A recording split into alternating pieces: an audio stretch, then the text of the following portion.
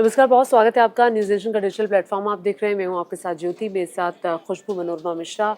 और आज हम किस मुद्दे पर बात करने वाले हैं वो खुशबू हमें बताएंगी। बिल्कुल, देखिए मुद्दा वही है कि आखिरकार हादसे पे हादसे होते हैं, लेकिन प्रशासन व्यवस्था शायद जागती नहीं और लोगों की मौत से कोई फर्क उन्हें नहीं पड़ता। ऐसा हम इसलिए कह रहे हैं क्योंकि पिछले कुछ समय में सिर्फ अगर आप गुजरात की बात करें तो इतने बड़े बड़े हादसे हुए हैं जिसमें कितने लोगों की जान गई। और अभी देखिए सूरत में एक बिल्डिंग ढह जाती है, 7 लोगों की जान चली जाती है। इसके पीछे जिम्मेदार कौन है, सवाल कई सारे हैं।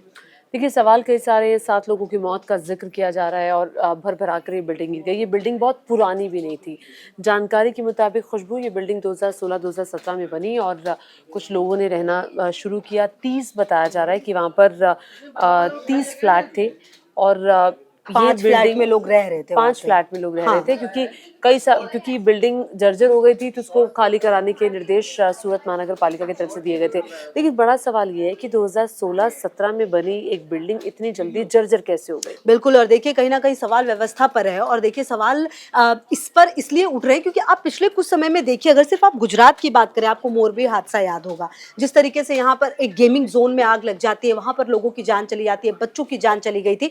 तो लगातार हो रहे हादसे कहीं ना कहीं आपको ये बताते हैं कि जरूरत है कि समय समय पर निरीक्षण किया जाए। और आजकल की जो देखिए इमारतें बन रही है, और जैसा कि ज्योति बता रही थी, बिल्डिंग बहुत पुरानी नहीं है, 2016 की बिल्डिंग है। तो ये बहुत पुरानी बिल्डिंग नहीं थी, मतलब कि बिल्डिंग बनाने के दौरान कहीं ना कहीं भ्रष्टाचार हुआ है और इसीलिए ये बिल्डिंग गिरी है। वरना इतनी जल्दी कोई बिल्डिंग ऐसे गिर जाए भरभरा कर, ये अपने आप में ही बड़ा सवाल खड़ा करती है। अब बड़ा सवाल ये भी है कि आपने 30 फ्लैट्स बनाए, 30 फ्लैट्स में 30 परिवार रहेंगे। आपने 30 परिवारों की जिंदगियों के साथ खिलवाड़ किया है। अब देखिए, वहाँ जो परिवार रह रहे थे, एक मैं महिला को सुन रही थी खुशबू। उस महिला का कहना था कि मेरे पति नाइट शिफ्ट कर आए थे और नाइट शिफ्ट के बाद वो सो रहे थे। वो महिला अपने काम पे चली गई थी, उसको पता चला कि उसकी बिल्डिंग गिर गई है, वो भागी। तो वो अपने पति को घंटों तक ढूंढती रही। अब उसके पति इस दुनिया में नहीं है। कई लोगों की मौत हो गई है।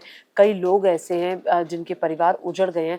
तो ये किन चंद लोगों की वजह से हुआ है? उन चंद लोगों की वजह से हुआ है जिन्होंने इस बिल्डिंग को बनाने में मानकों का ख्याल नहीं रखा, जिन्होंने घटिया मटेरियल का इस्तेमाल किया, जिन्होंने सभी नियम कानूनों को ताक पर रखा, जिन्होंने इन लोगों की जिंदगियों के साथ खिलवाड़ किया।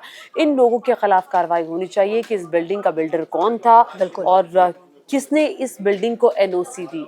क्या मतलब किस तरह के मटेरियल का इस्तेमाल किया गया। एनओसी भी अगर बिल्डिंग को मिली है तो कई सारे मानक उसके लिए भी देखे जाते हैं। बिल्कुल। और देखिए जैसा कि ज्योति बता रही है, इसी में एक चीज़ और ऐड कर देती हूँ मैं कि स्थानीय लोग जो हैं, जब मैं अभी उनकी बाइट सुन रही थी, वो जो कह रहे थे उनके मुताबिक कि ये काफ़ी जर्जर था। ये जो बिल्डिंग थी, इमारत, वो बहुत जर्जर हो चुकी थी और प्रशासन ने खाली करने के लिए नोटिस भी दे दिया था। इसके बावजूद देखिए, अगर ये नहीं खाली हुआ तो इसके पीछे जिम्मेदारी कैसी है।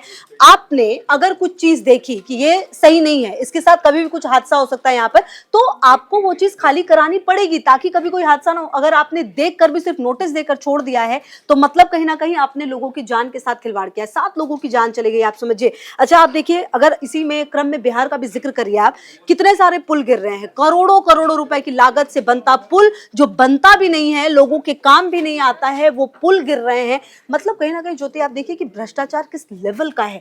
और सवाल यह है कि आखिरकार किस पर कार्रवाई होगी? नेताओं पर, अधिकारियों पर, जो ये एक एक अधिकारी जो होते हैं, इसमें आखिरकार जो सब लोग लिप्त हैं उन पर कार्रवाई क्या होती है? हम तो कभी सुनते नहीं ऐसी हार्श कार्रवाई होती है। हाँ, कुछ दिनों के लिए उनको नोटिस दे दिया जाता है, इधर से उधर वो स्थानांतरण हो जाता है, वो चेंज हो जाते हैं इधर से उधर, लेकिन कोई बड़ी कार्रवाई तो किसी पर नहीं होती। और शायद यही वजह है कि इस तरह की घटना कभी रुकती ही नहीं है।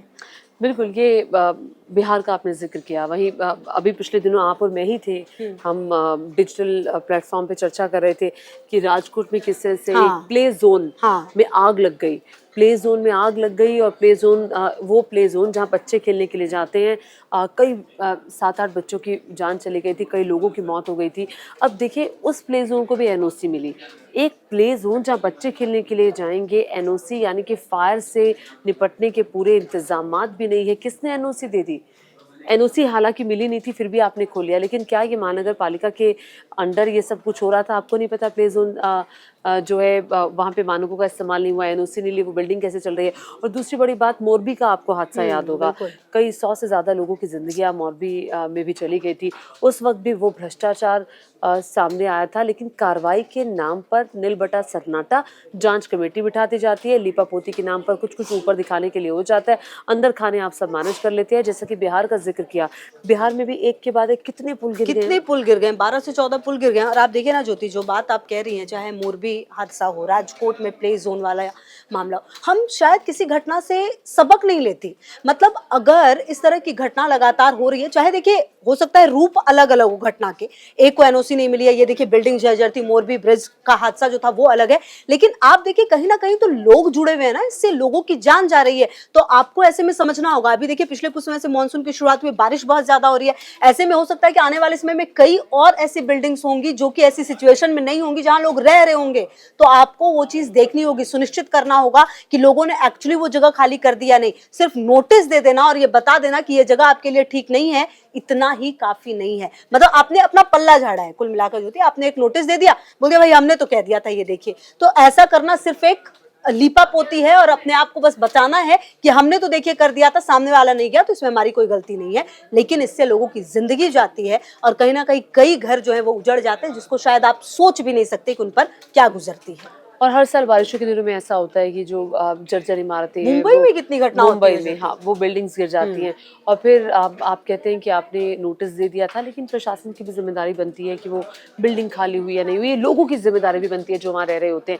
इस बिल्डिंग को भी नोटिस मिला था, बहुत सारे परिवार ये बिल्डिंग छोड़कर जा चुके थे, लेकिन फिर भी कुछ परिवार यहाँ पर रह रहे थे, और शायद इसलिए रह रहे होंगे कि उनको कोई आशियाना नहीं मिला, या ठीक है चल रहा है, एक लेजीनेस होती है, या आपका इंतजाम कहीं नहीं हो पाया। लेकिन इस बात से लोगों को भी सबक लेना चाहिए। आप ये कह करके कि जर्जर इमारत थी, एनओसी जर्जर इमारत थी और बिल्डिंग खाली नहीं कराई, ये प्रशासन की जिम्मेदारी थी, खाली कराना ये लोगों की जिम्मेदारी भी बनती है। प्रशासन के साथ साथ अपनी जिम्मेदारी हर व्यक्ति को खुद लेनी होगी कि अगर कोई बिल्डिंग जर्जर है तो वो वहाँ पर ना रहे। और देखिए कोई इस तरह की बिल्डिंग्स में हंस खेल कर नहीं रहता, उसकी कोई मजबूरी होती है। यहाँ पर भी जो परिवार थे वो छुटपुट काम करते हैं, दिहाड़ी मजदूरी का भी कई लोग काम करते थे। तो अब ये जिम्मेदारी हर एक की बनती है। उनके बच्चे वहाँ रह रहे होंगे, कितने लोग, कितने 5-6 परिवार वहाँ रह रहे थे, उनकी पूरी जिंदगी किसी एक व्यक्ति के जाने से पूरा घर बर्बाद हो जाता है, पूरा सब कुछ खराब हो जाता है। और ये जिम्मेदारी प्रशासन को भी लेनी चाहिए, भले वो बिहार हो एक के बाद एक लगातार गिरते पुल भ्रष्टाचार की गवाही देते हुए, और भले ही वो मोरबी का हादसा हो या फिर राजकोट का हादसा हो और या फिर सूरत का हादसा हो, तो जिम्मेदारी हादसे जो हैं वो आपको सबक देते हैं। और हम यही उम्मीद करेंगे कि ये जो हादसा है हुआ है, इससे सबक मिले और आने वाले समय में अगर ऐसी कोई बिल्डिंग है, ऐसी कोई जगह है जहाँ पर लोग रह रहे हैं, तो वो आप वहाँ पर मत रहिए, क्योंकि देखिए अभी बारिश होगी और ज्यादा होगी, आपको और परेशानी हो सकती है, ऐसी इमारतें गिर सकती हैं। एक बहुत ही फेमस फिलोसफर हैं जॉर्ज बर्नार्ड शॉ, उन्होंने एक बार कहा था कि हम इतिहास से ये सीखते हैं कि हम इतिहास से कुछ भी नहीं सीखते।